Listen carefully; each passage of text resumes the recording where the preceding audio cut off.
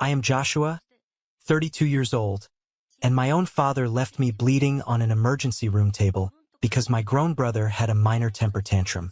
Before I tell you about the explosive moment I finally cut them off and took my life back, let me know where you're watching from in the comments. The first thing I remember is the smell. It was that sharp, sterile hospital odor of bleach and iodine that burns the back of your throat, mixed with the metallic tang of my own blood. Then came the sound, the steady, terrifying, high-pitched beep of the heart monitor next to my bed. I was lying flat on a hard, unforgiving gurney under glaring, aggressively bright fluorescent lights that made my eyes water. My right leg felt like it had been crushed in a heavy industrial vise, and every single breath I took sent a jagged, blinding spike of pain straight through my ribs. The car crash had happened only an hour ago. A drunk driver ran a red light at an intersection I had crossed 1,000 times and completely T-boned my sedan. I was lucky to be alive, the paramedics had told me as they used the jaws of life to pry my crushed door open. But in that moment, shivering violently under a paper-thin hospital blanket, I did not feel lucky. I felt completely and utterly terrified. My phone was resting heavily on my chest. The glass screen was entirely shattered, webbing outward from the center, much like my own life at that very moment. I had somehow managed to dial my father's number with a trembling, blood-stained thumb while the EMTs were still cutting me out of the smoking wreckage. I needed him. For 32 years, I had played the role of the dependable, quiet son, the one who never asked for a single favor. Now I was begging for my dad to just show up, to be a father. The line connected. I heard his voice. It was not filled with panic. It was not filled with the frantic fear you would expect for a firstborn son.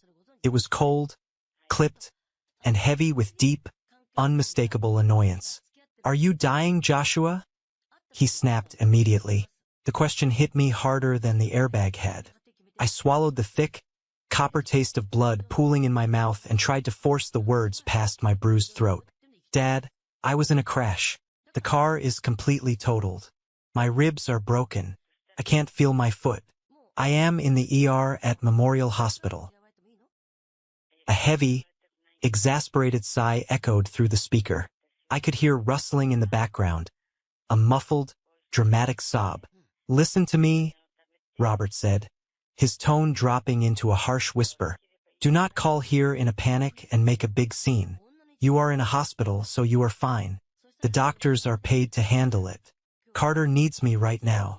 Carter, my younger brother." He was 28 years old, perfectly healthy, sitting safely in the comfort of his living room.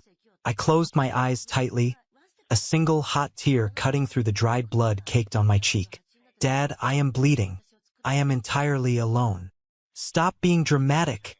His voice rose, harsh, echoing in my ear and unforgiving. "You always do this. You turn absolutely everything into a massive crisis the second the attention is not on you. Carter is devastated. He just got a rejection email from that marketing firm he interviewed with. He is spiraling, Joshua. He is having a severe panic attack. I cannot leave him alone in this state. Grow up and handle your own problems for once in your life." The line went completely dead. The silence that followed was louder than the wailing sirens that had brought me there. He hung up. He actually hung up. He chose my brother's wounded ego over my shattered bones. I stared blankly at the ceiling tiles, my chest heaving with shallow, agonizing breaths. The realization washed over me like a bucket of ice water. I was alone. A few excruciating minutes later, the heavy fabric curtain surrounding my cubicle was pulled back. A nurse stepped in. Her name tag read Sarah. She had kind, incredibly tired eyes that had clearly seen too much tragedy for one night shift. She moved directly to my side and checked my foreline, her movements gentle and highly professional. She glanced down at my shattered phone resting on my chest, the screen still glowing faintly, and then looked directly into my face. "We are taking you back for a full set of x-rays in just a few minutes, sweetheart," Sarah said softly. She reached out and pulled a warm, heavy cotton blanket from a nearby cart. She draped it over my trembling body, carefully tucking the edges around my shivering shoulders to trap the heat. She hesitated for a fraction of a second, her eyes drifting toward the empty, cheap plastic guest chair sitting in the corner of my cubicle. Is anyone coming for you? Family? A friend? I desperately wanted to say yes. I wanted to proudly tell her that my father was rushing through the sliding glass doors right now, demanding the front desk let him see his son. But the truth was a bitter, jagged pill lodged deep in my throat. I looked back at Sarah. My voice was nothing but a raspy, broken whisper. No. Sarah stopped tucking the blanket. Her hands froze. Her expression softened with a deep, knowing pity that made my stomach churn. She did not ask why. She did not push for details. She just gently patted my uninjured shoulder, offered a sad smile, and stepped out of the room, leaving me alone with the rhythmic, mocking beeping of the heart monitor. Saying that single word out loud fundamentally changed something inside my chest. No, it was the most honest I had been with myself in decades. I closed my eyes, letting the darkness take over the blinding hospital lights. I realized right then that my father's absence tonight was not a strange anomaly. It was the undeniable climax of a lifelong pattern. This cold, hard hospital bed was not where the neglect started. It was just the final, irrefutable proof. This was not the beginning of my pain. This was the end of a 30-year illusion. As I lay there waiting for the imaging technicians to will me away, my mind drifted back through the years, flipping through memories like a gruesome photo album. My parents went through a terrible, messy divorce when I was just 12 years old. My mother walked out the front door with a single suitcase to start a brand new life across the country. She never looked back. That left me and a young, crying Carter alone with our father. From that exact moment on, Robert made it crystal clear who the priority in the household was. Carter was fragile. Carter was sensitive. Carter needed constant protection. I was just Joshua. I was expected to be the rock. I thought about my high school graduation day. I had worked tirelessly for 4 straight years, studying until 2 a.m. every night, securing a partial academic scholarship, and making the honor roll every single semester. I stood on that humid football field in my cheap polyester cap and gown, scanning the packed bleachers for my dad's face among the cheering families. He was not there. The seat I had saved for him remained glaringly empty. When the ceremony ended, I walked the 2 miles back home in my stiff dress shoes. I found him sitting casually on the living room couch with Carter. Carter had broken up with his high school girlfriend that morning. My dad completely missed me walking across the stage just to sit and wipe away the tears of a teenager who got dumped right before prom. You understand, right? My dad had said to me that evening, not even bothering to look up from his cup of coffee as I walked through the door holding my diploma. Carter is in a really bad place today. You are strong. You do not need me holding your hand to celebrate. I had simply nodded. I swallowed my massive pride, quietly folded my diploma, and shoved it in the back of my desk drawer. Over the years, that became my defining trait in the family dynamic. I was the umbrella shielding them from the rain, getting entirely soaked in the process. When it came time for me to go to college, I learned a brutal truth. The modest college fund our late grandparents had set up for both of us was completely empty. Robert had secretly drained my half to pay for Carter's incredibly expensive gap-year travels through Europe because Carter needed time to find himself. I did not scream. I did not complain. I just got a grueling job waiting tables at night and worked retail shifts all weekend. I sacrificed my entire salary for 4 years just to pay my own tuition and buy used textbooks. I eventually earned my promotion to a regional store manager while taking exhausting night classes. All the while, my father was happily sending Carter monthly rent money and paying off his maxed-out credit cards without a second thought. The memories kept hitting me, wave after wave, each one stinging significantly worse than the deep glass cuts on my face. The absolute worst offense happened just 3 years ago. My dad had purchased a used Porsche. It was his absolute pride and joy, a glaring symbol of his midlife crisis. One Friday night, Carter took the keys off the kitchen counter without asking, got completely drunk at a massive college frat party, and crashed the Porsche straight into a neighbor's expensive brick fence. I was the one who got the frantic, slurring phone call at 3 a.m. I was the one who drove out to the scene, dealt with the furious property owner, begged the police officers for leniency, and paid for the heavy-duty tow truck straight out of my own pocket just so Carter would not get arrested and thrown in jail. When we finally got back to the house as the sun was coming up, I expected my father to completely explode in rage. Instead, Robert rushed forward and hugged Carter tightly. He stroked his hair, wiped his face, and told him it was just a learning experience. He actually praised Carter for surviving the crash he caused. Exactly 2 weeks later, I borrowed my dad's old pickup truck to move a heavy couch into my new, cramped apartment across town. I returned the truck completely safe, scratch-free, and parked it exactly where I found it. But I forgot to fill the gas tank all the way back to the top. I left it at 3/4 full. My father completely lost his mind. He screamed at me for a full hour. He called me irresponsible, selfish, and incredibly entitled.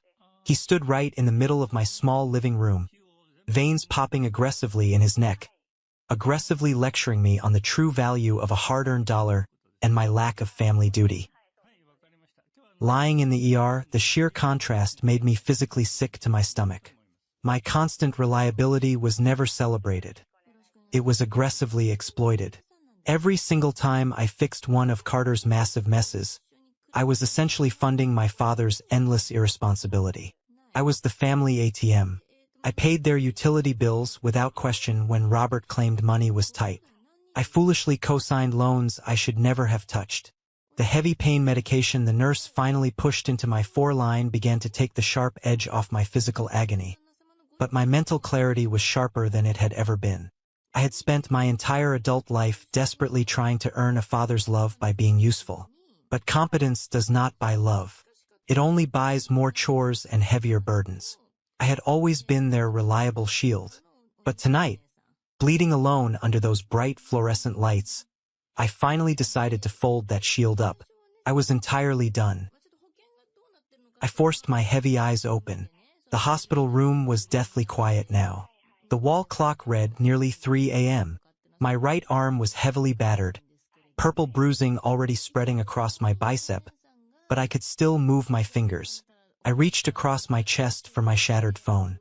The cracked glass literally bit into my skin as I painfully unlocked the screen. I opened my contacts list. I stared at the names Dad and Carter for a long second, feeling absolutely nothing. I scrolled right past them down to the letter E. Elijah. He was a ruthless, brilliant corporate lawyer I had met through a mutual business friend years ago. He had helped me successfully review a tricky employment contract once, and I distinctly remembered his sharp, cold, calculating logic. I did not care what time it was. I did not care if I woke him up. I hit the call button. He answered on the 4th ring. Joshua, do you know what time it is? His voice was thick with heavy sleep but immediately alert. Elijah. My voice shook violently, raw and desperate. I am in the emergency room at Memorial. I was in a terrible car crash. I am safe physically, I think, but I need you. I need legal help. Right now. The sleep completely vanished from his tone. Are you in trouble with the police? Was there a fatality? No. I breathed out, the heart monitor beeping slightly faster as my adrenaline spiked. I am in trouble with my family. I want to cut them off. Everything. The joint bank accounts, the shared properties, the legal power of attorney I gave him. I want to sever every single tie. I want to leave them with absolutely nothing that legally belongs to me. Saying those exact words out loud in the quiet room was utterly terrifying. It felt like stepping off a steep cliff in pitch darkness. But the very moment the words left my lips, I felt an incredible, undeniable surge of power. A lifetime of swallowed yes and forced apologies was finally breaking into one massive, earth-shattering no. Okay, Elijah said smoothly, his voice acting as a steady, unbreakable anchor in my chaotic storm. Do you have the necessary documentation?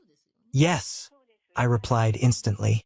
Everything is saved on my laptop. I had begged a passing nurse to retrieve my heavy laptop bag from the twisted wreckage of my car when the tow truck driver brought my personal belongings into the lobby. Miraculously, the heavy-duty padded case had protected the computer entirely. With my good, uninjured arm, I dragged the black bag up onto the hospital bed and awkwardly flipped the screen open. The bright bluish glow illuminated the dark, sterile room. I aggressively typed in my passwords, logging directly into my banking portals to send Elijah the preliminary screenshots of our joint finances. I started pulling up the main joint account I shared with my father, the specific account I deposited money into religiously for family emergencies. I immediately noticed something was horribly wrong. My available balance was significantly lower than it should have been. Thousands of dollars were simply missing. My heart pounded violently against my bruised ribs. I rapidly clicked into the detailed transaction history. There, buried under a massive sea of electric bills and grocery runs, was a massive recurring monthly deduction. A loan payment. I dug deeper, fingers flying across the trackpad, accessing my full credit report through a secondary financial portal. My stomach completely dropped. The room spun. There was a massive second mortgage taken out against the small, rustic cabin I had inherited from my grandfather. The inheritance that was supposed to be my ultimate safety net. The loan was entirely in my name, legally authorized by the power of attorney I had foolishly signed over to my father 3 years ago when I had a major abdominal surgery and just wanted to make sure my bills were paid if things went horribly wrong on the operating table. He had leveraged my property behind my back. I frantically looked at the routing numbers attached to the loan disbursement. The massive funds from that fraudulent mortgage had gone directly into Carter's private checking account.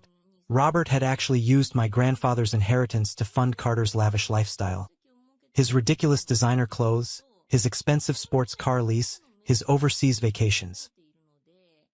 My initial shock quickly morphed into pure, unadulterated disgust.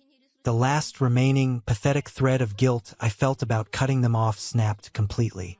This was no longer just about emotional neglect. This was calculated financial abuse. This was outright theft wrapped neatly in the guise of family loyalty. I systematically downloaded every single bank statement, every hidden transfer record, and every forged signature document I could find. I emailed the massive zip file directly to Elijah. My family had treated me like a bank for 30 years. Tomorrow morning, the bank was closing its doors forever.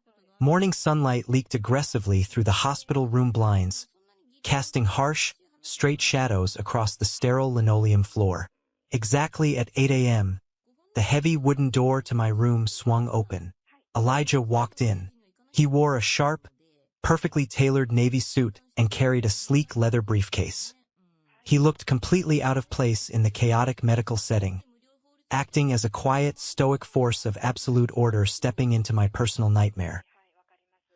He pulled up a plastic chair right next to my bed, snapped his briefcase open, and pulled out a massive stack of thick, stapled legal documents. "I stayed up reviewing the files you sent," Elijah said, his tone entirely devoid of any emotion, which was exactly what I desperately needed.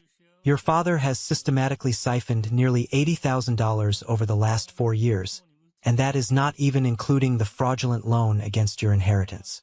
This isn't just poor boundaries, Joshua. This is systemic, intentional financial dependence." His sharp words hit me like physical blows to my chest, finally confirming everything I had suspected but deeply feared to admit to myself. "Can we stop it entirely?" I asked, my voice finally steady and cold. "We already are," Elijah replied confidently. He reached into his pocket and handed me a heavy metal pen. "Sign these immediately. This specific document revokes the power of attorney effective immediately. This one freezes all joint accounts. This removes Robert and Carter as designated beneficiaries from your life insurance and your will. I have also already initiated the formal fraud claim regarding the cabin mortgage with the bank."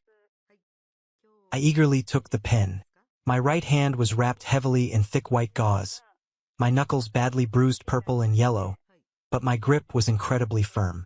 Every single signature I scrawled on those dotted lines felt like physically stitching a piece of my soul back together. I was finally building a massive fortress, and Elijah was my architect. Right as I signed the very last page, Dr. Andrew, the hospital's lead trauma surgeon, walked in with a clipboard. He checked my medical charts, looking incredibly grim. You took a massive hit last night, Joshua. You have 3 badly fractured ribs, a completely shattered tibia, and a minor spleen laceration. If that drunk driver's truck had hit your door 2 inches to the left, we would be planning a funeral today instead of talking about physical therapy. Elijah looked right at me, slowly raising a single eyebrow.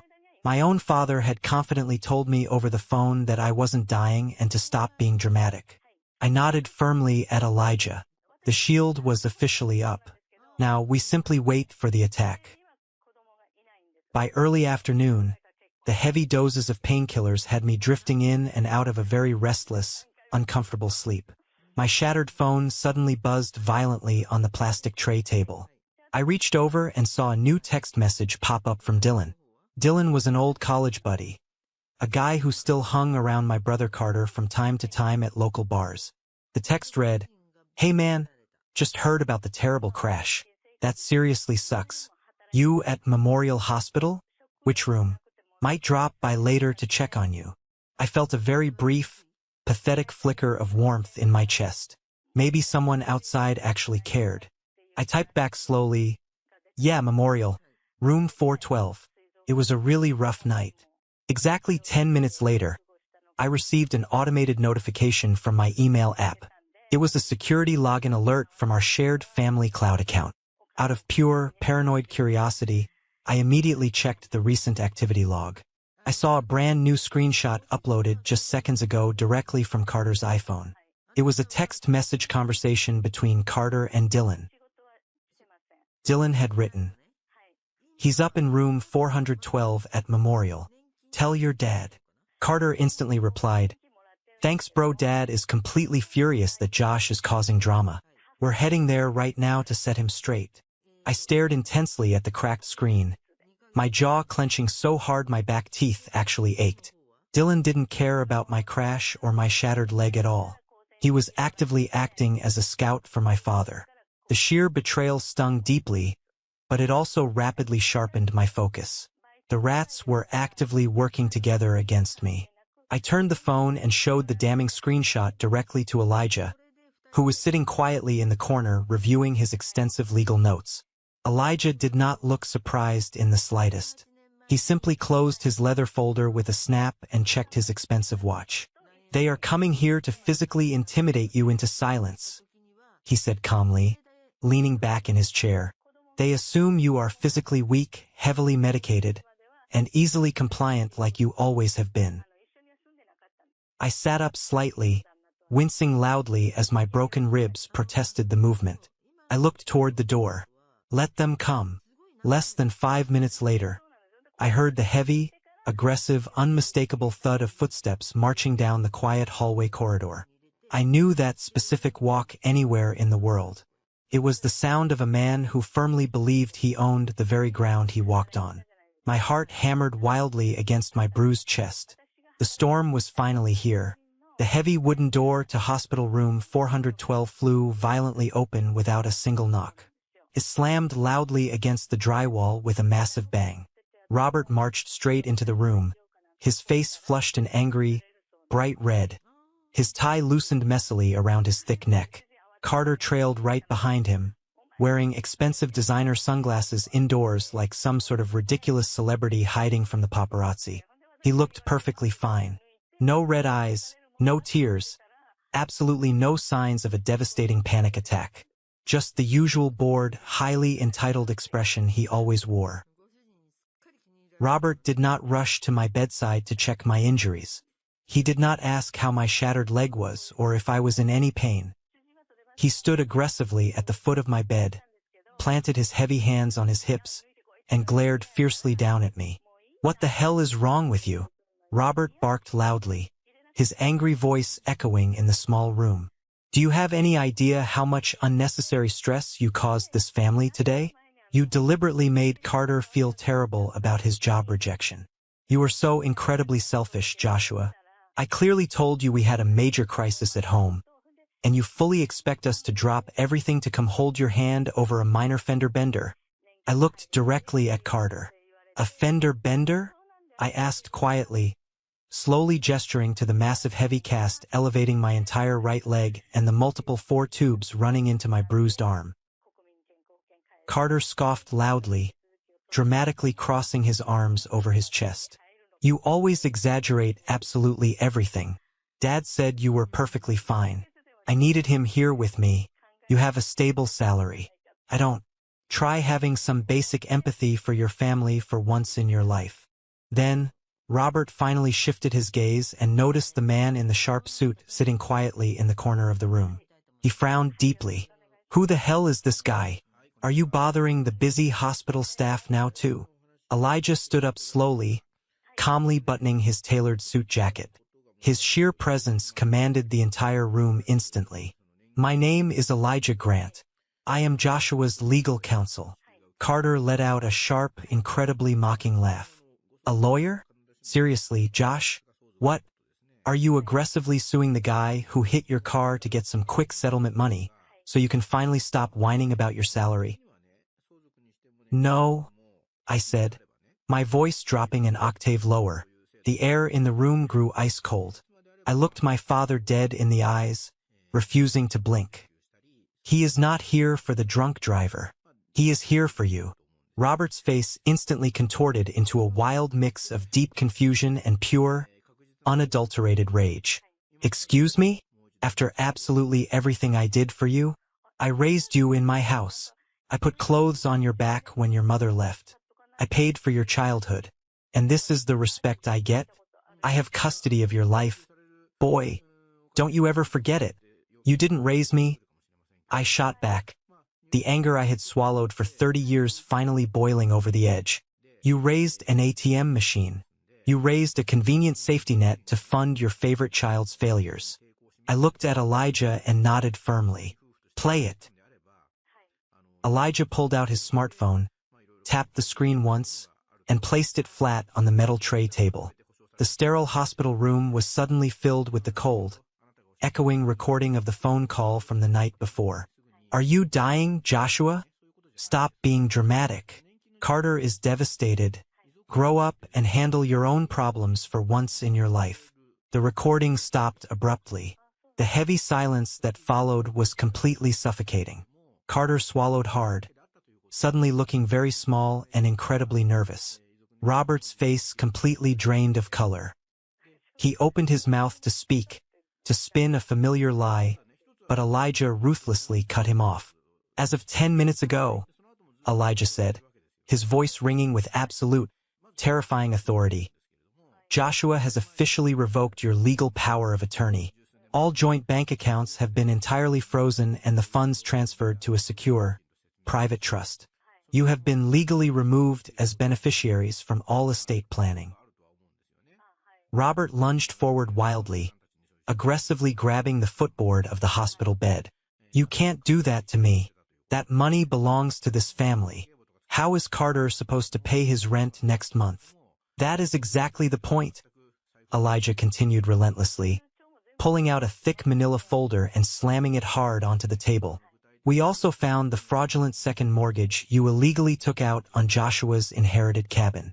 We have filed a formal report with the bank's fraud department.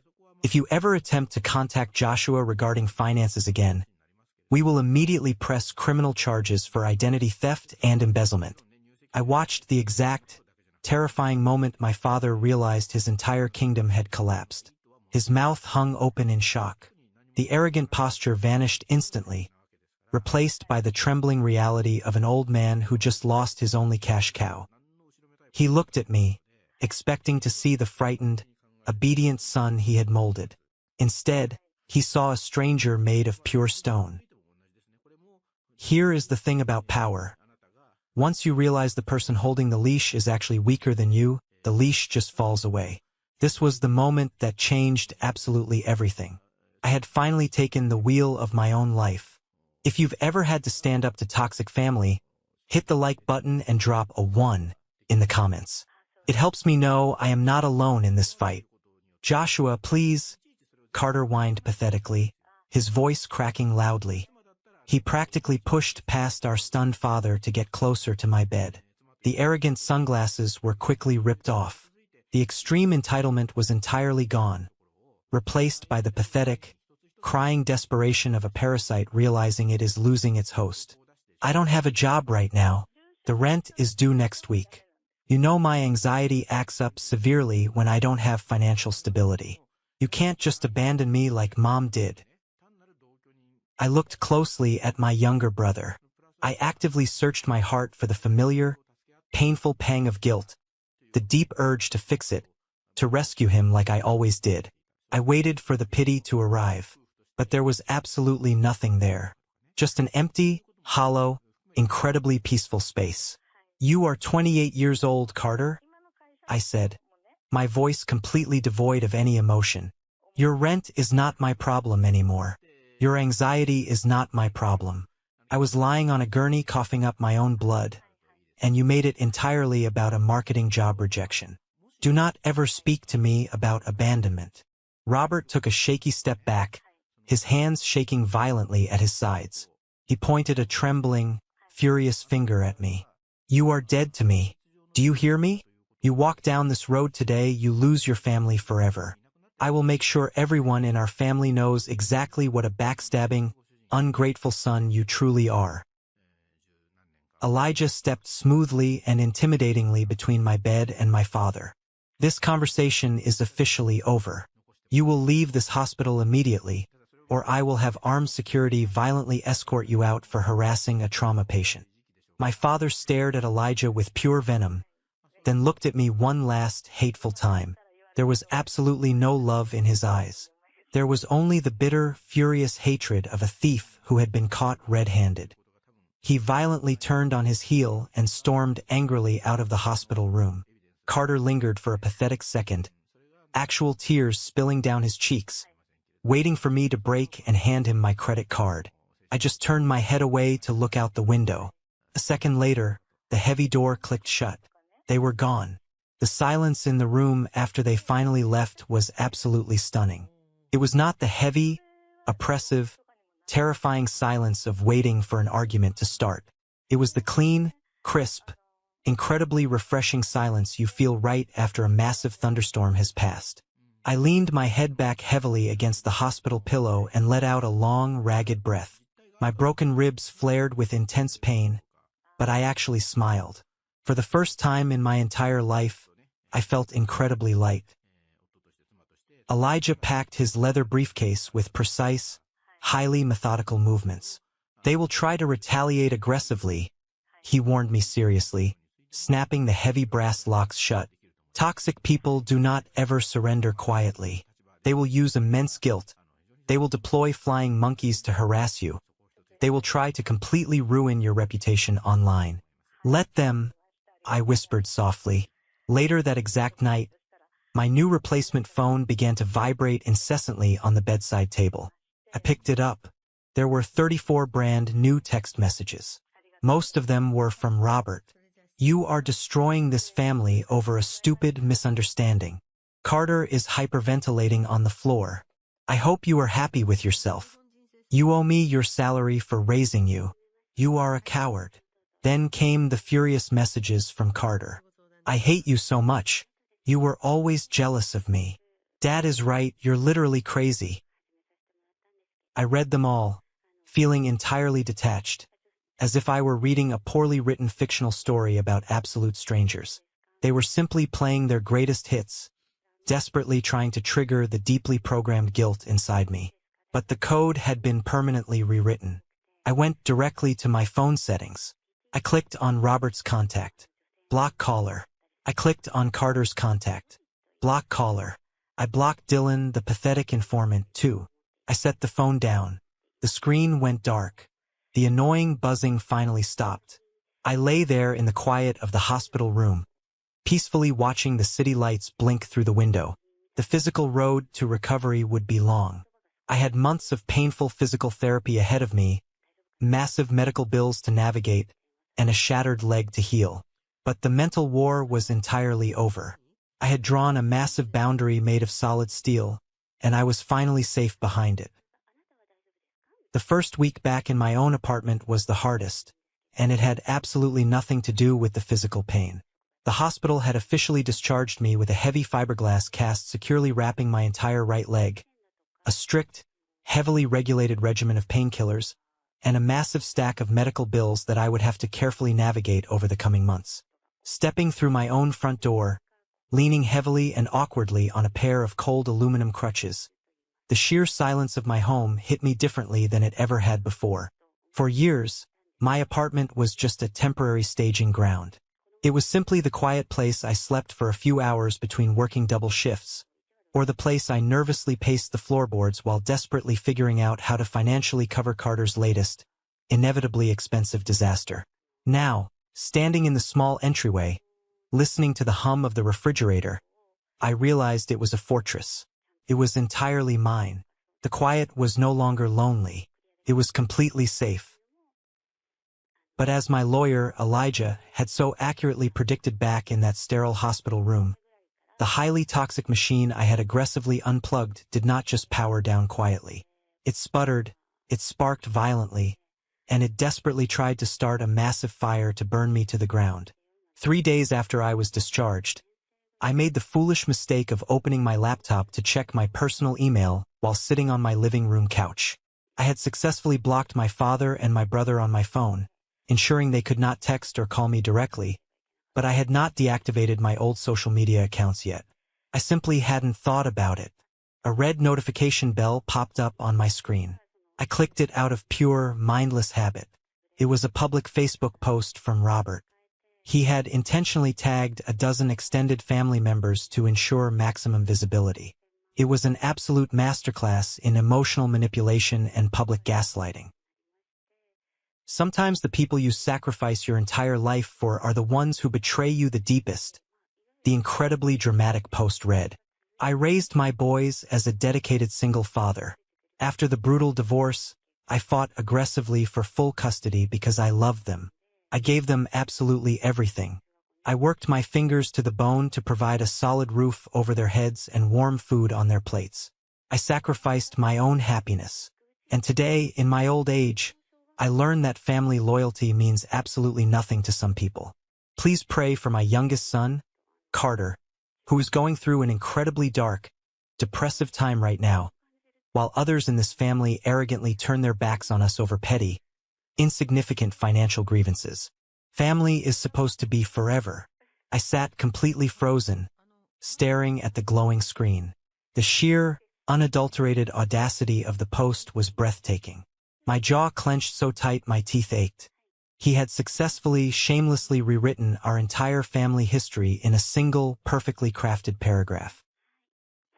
There was absolutely no mention of the horrific car crash.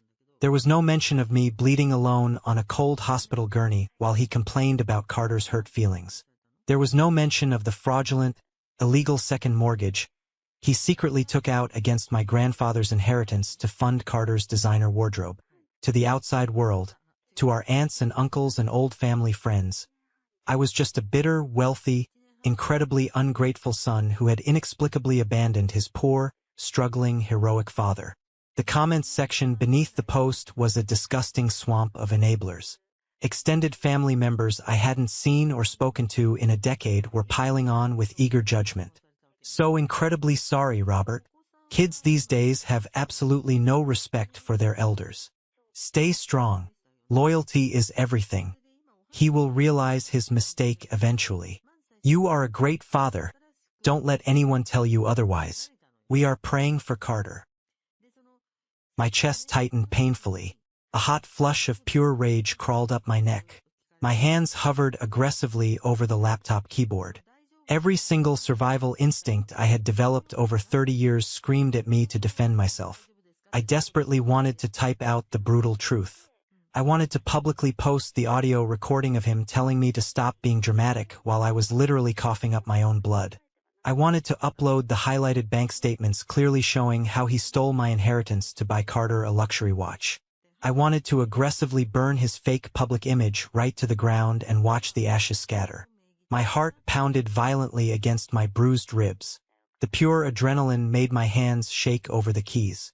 But then I stopped. I pulled my hands slowly away from the keyboard. I closed my eyes and remembered the cold, highly clinical look on Elijah's face when he handed me those legal documents in the hospital. "Silence is absolute power," Elijah had said, his voice ringing in my memory. "When you actively argue with a manipulator, you are just feeding their false narrative. You are handing them the exact drama they desperately crave. Starve them. Starve them of your reaction." So I did exactly that. I did not type a single angry word. I did not hit the furious reaction button. I simply navigated into my account settings, clicked the security tab, and permanently deactivated my entire profile. I watched the screen go completely blank, severing the digital cord. I took a deep, shaky breath, leaning my head back against the couch cushions, feeling the frantic beating of my heart slowly return to a calm, steady rhythm. I did not need to desperately prove my reality to a group of gullible people who only loved the fake, carefully curated version of my father. I knew the absolute truth, and for the very first time in my life, knowing the truth myself was finally enough. Of course, deactivating my Facebook account did not completely stop the real-world intrusion. Toxic families always find a backdoor. The very next afternoon, while I was icing my swollen leg, my phone buzzed loudly on the coffee table.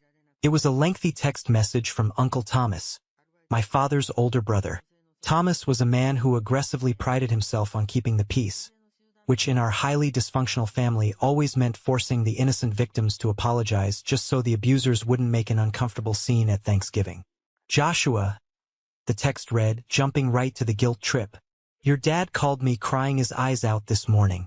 He says you aggressively froze all the joint bank accounts and hired a vicious corporate lawyer to attack him.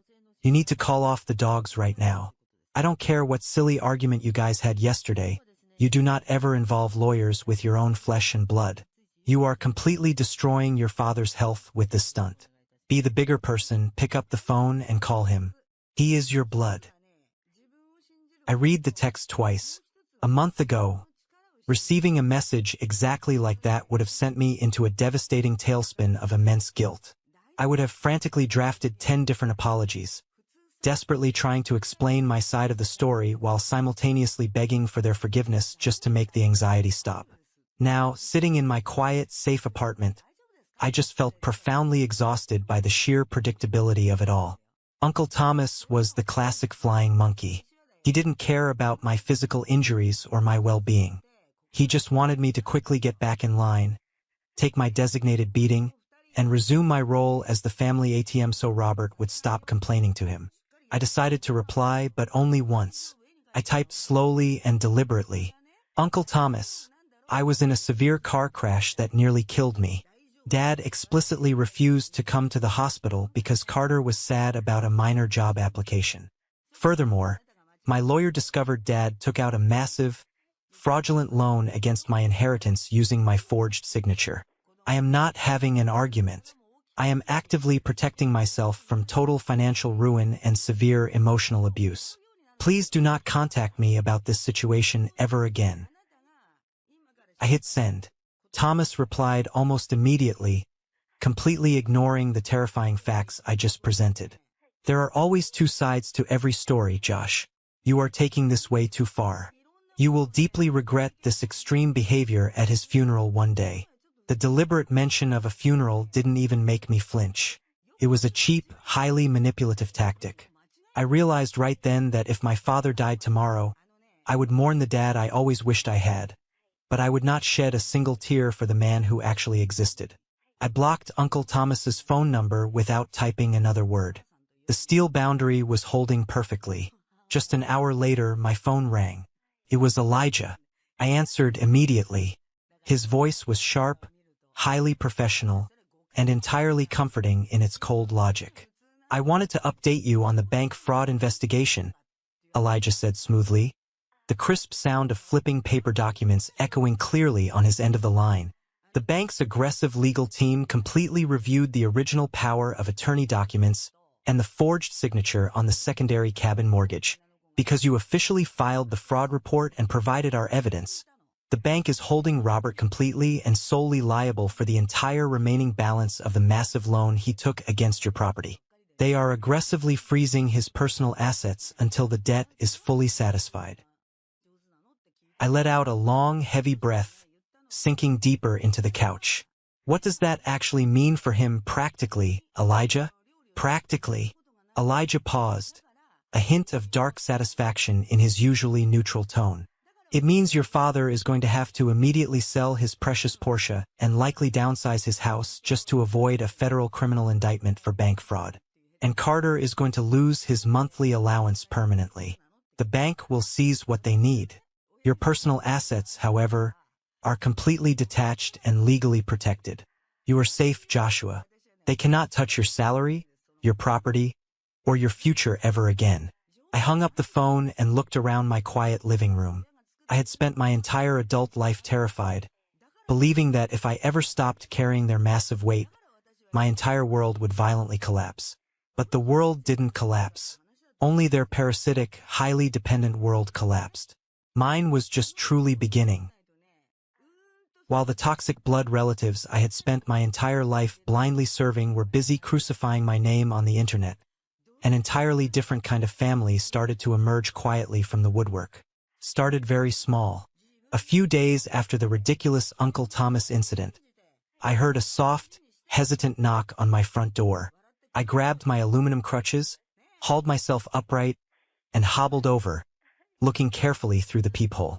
It was Ryan, a younger guy I directly managed at the retail company. We were friendly at work, sure, but we usually just talked about weekend sports scores or monthly inventory numbers.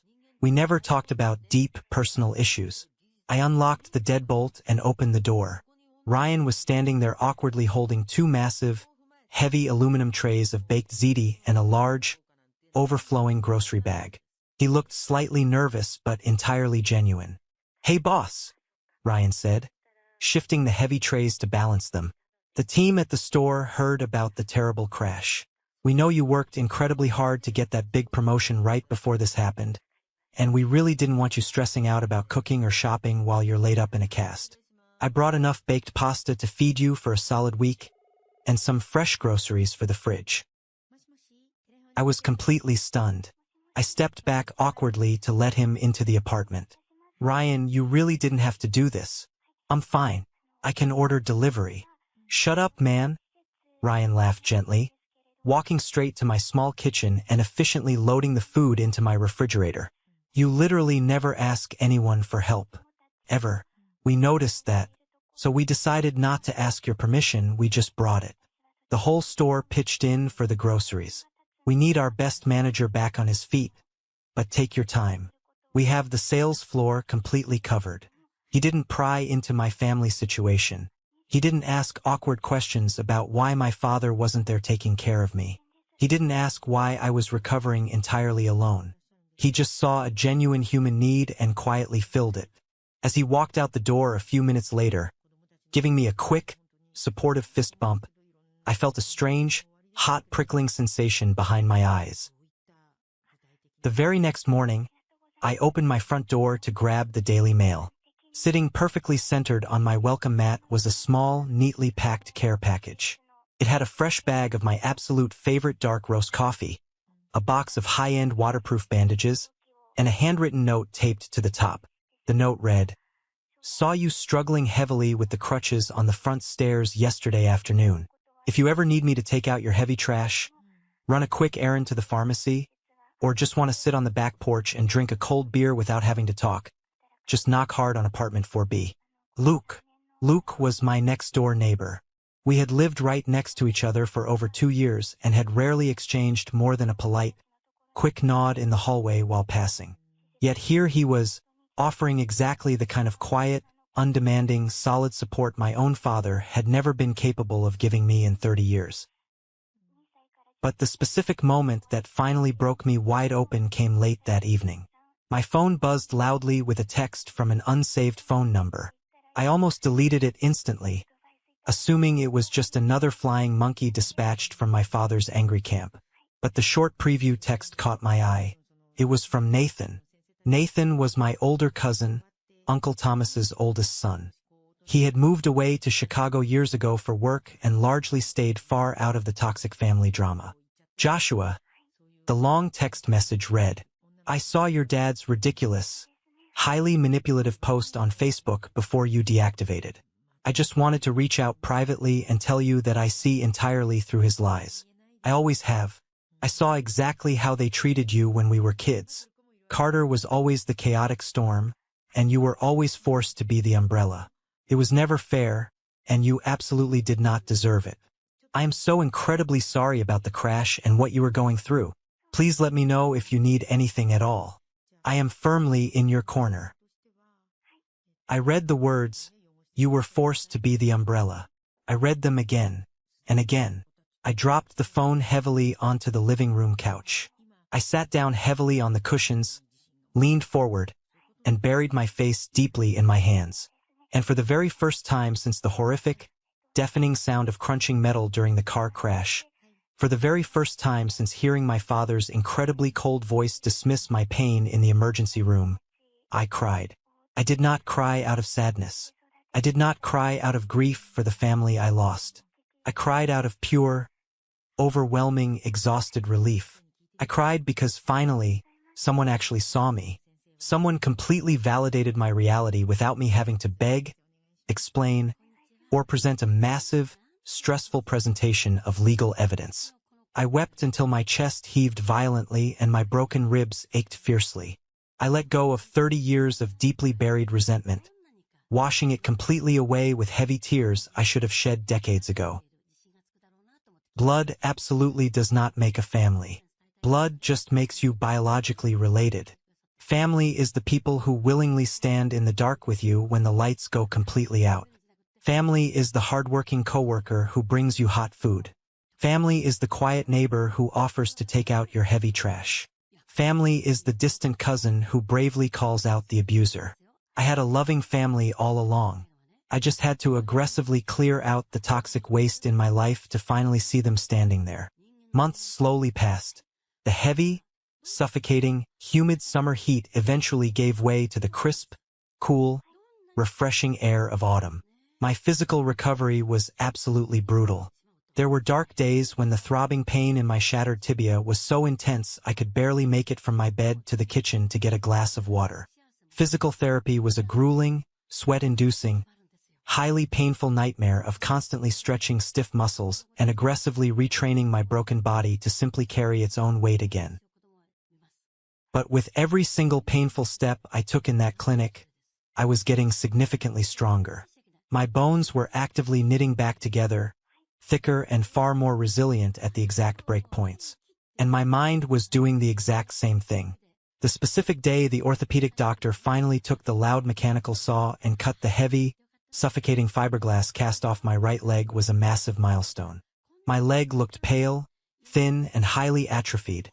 But when I carefully placed my bare foot on the cold linoleum floor of the medical clinic, it held my weight. I used a sleek, black medical cane for several weeks after that, slowly and deliberately transitioning from a heavy, painful limp to a steady, highly confident stride. By the time the very first snow fell in the city, I walked confidently into my office building completely unassisted.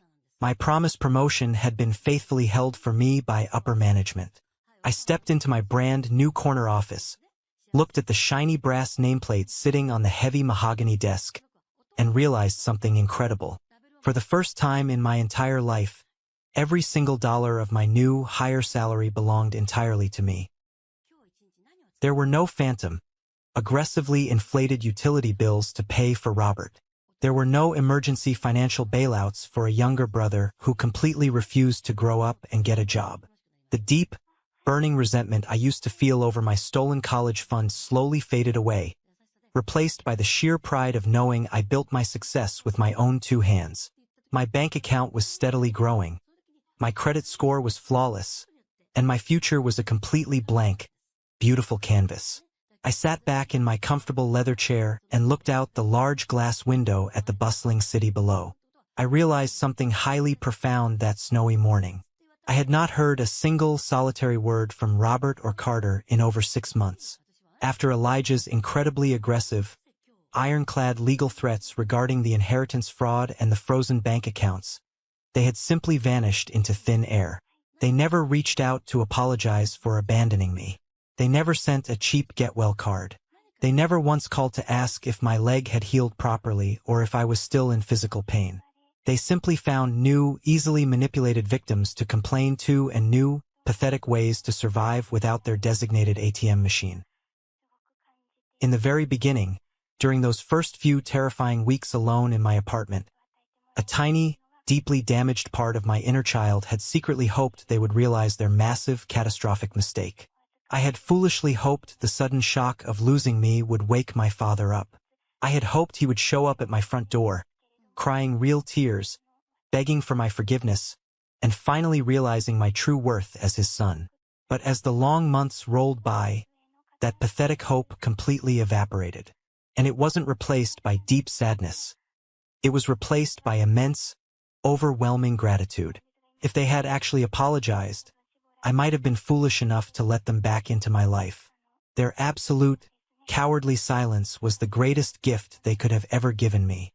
It definitively proved that my harsh boundaries were entirely correct. It proved that they never truly loved me. They only loved what I could continuously provide for them.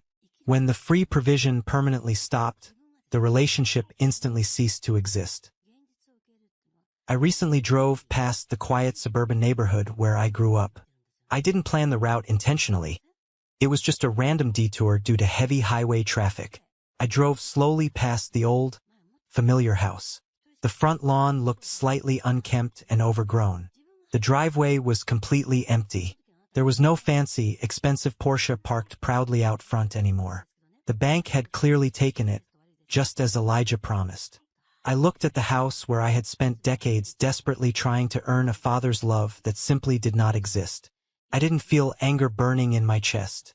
I didn't feel a lingering, painful sense of loss. I just felt a profound, incredibly peaceful indifference. It was just a house. The people inside it were just deeply flawed people. They had absolutely no power over me anymore. I tapped my fingers on the steering wheel, merged smoothly back into the flow of traffic, and drove forward toward my new life. Healing from toxic family abuse is not at all like healing from a broken bone. A bone breaks, a doctor sets it, and it returns to normal. Healing from a lifetime of severe emotional manipulation means you have to completely rebuild your entire reality from the ground up. You have to actively mourn the loving parents you truly deserved but never actually got. You have to fully accept that the so-called golden child will never validate your pain because their entire survival completely depends on aggressively denying it. You have to finally learn that saying no does not make you a bad person. It makes you a protected person. I am 33 years old now. I am walking perfectly without a cane. My healed ribs do not ache when it rains anymore. My career is thriving.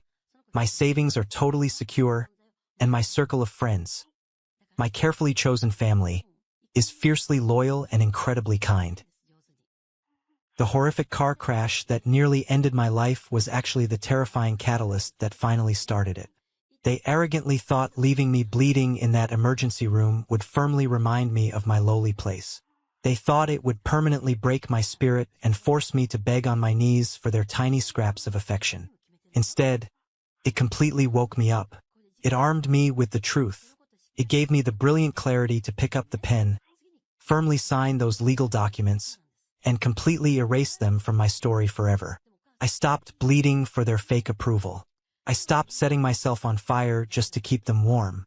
And in the cold, crisp air of my newly established boundaries, I finally learned how to truly breathe. Before we wrap up this video, I want to take a moment to look directly at you. Yes, you.